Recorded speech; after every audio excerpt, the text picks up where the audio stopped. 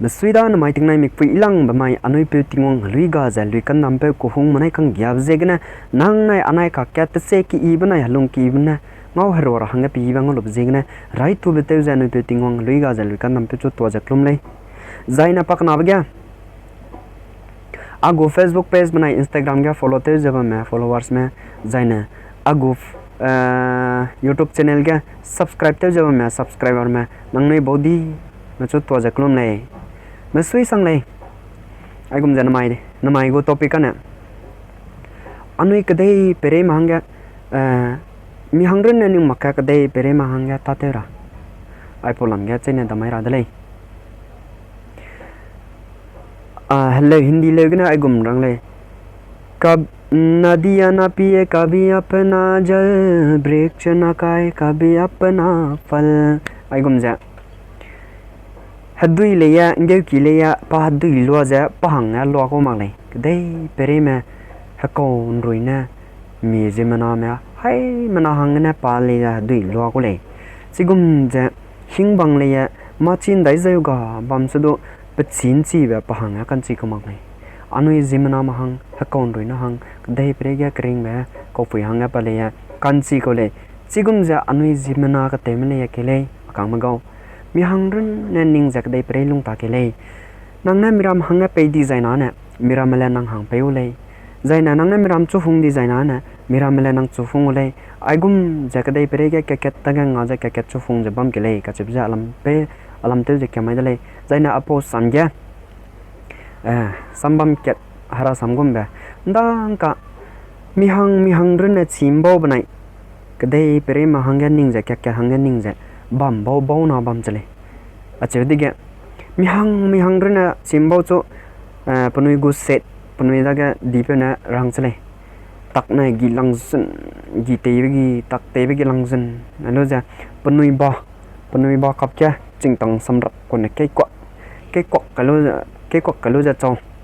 tak te dolo tang na gi kai zen nai ve ga mika rena tak te dolo tak te ve ga tak te kai ve diga chi ja mi hang rena chimbo ja sui panui ba kwai ko laka ching tang ke ni ga ache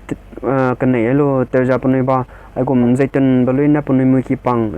ke ja panui zu ram do te ba kam panui tak te ngela chai gum ta de chele panui te lo chang de ga mramang ning bau cho ong ka chuna nang nei te dai dalo ache be diga asang kyang ja wang dai lo panui tak te dai nga panui ko kai jin ai de ga hai mana ke do amne samne ka che ja mi swa taw lo ja tak te chu te de ga hang ke pe nang ke ta ke pangai ban jai tin ta sui hang ke pe nang ke ta ke pangai ja agum te se ki bana ke hang ning be je gna ha dung ko te se imbo na tak te ngi ting ai lo ja panui sui i ja bam chale chip je gna kang ma go nang na nang hang rin na chi design na hang do ma dung mak le nang na kana mram hang ning ja ta te be ja na mram leng chu fungu lai na nang ngo ne be pe re nang da ga ngo le chip je gna kang ma go ke le ke dei pere ga lung ba hang ke dei pere ga lung ba go pe ge le che lu ja ke thang ga ring ai ke le ka je ba lam te ja rang ai le ina agum dama do I na faina kore le ma do dam bui mak le kan le su do mi da ga ma chi ma ke do ma le ya ka chai na ba ma ke dei pere ma da ga paulia ke dei pere ma da ga salia ai bana ki ible ka che ba agum ja anu go hindi sloka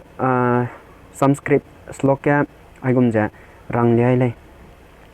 na chor haryam na charaj haryam na bhatri bajyam na chabharkari vyaya kriti vardate eva nityam vidyadanam sarvadanam pradanam agum jarang le kadai perega gate zabam pele cha nang ma chi banai nang ning chinga gate chi lak le zaina chiren mak cha hagwang te zabam ai ma chi ana agule ina lunu le ja pachu जबरदस्ती ना चक पछु जबरदस्ती ना पगु मच्छी लुलेया लुलकले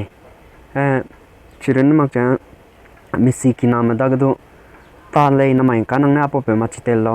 ताले न माइन कानंग ना पोपे मच्छी तेलो जे मिसी की नाम दगदो जी चिलक पे मच्छी चले जाइना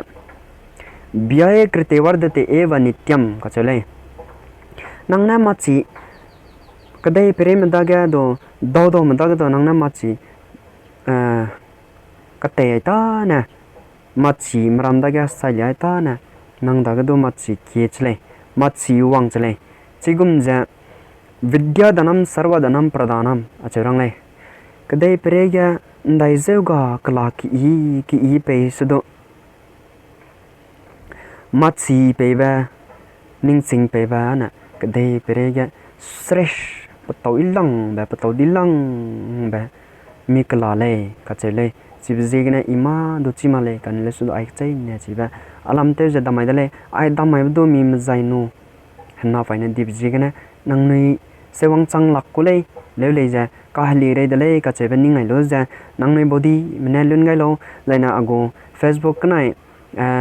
instagram ga zaina youtube ka hai mana subscribe te lo follow te lo ka chebe alam pite je kamai dale zaina ai gna asama na kamai dale zaina wang ka dai ba video gna hai mana ke ket ta ke se ki even na halung ki even na ha dau dai ra gui bam ke le ka chebe alam pite je rangai dale hai mana chu to je klum dale klum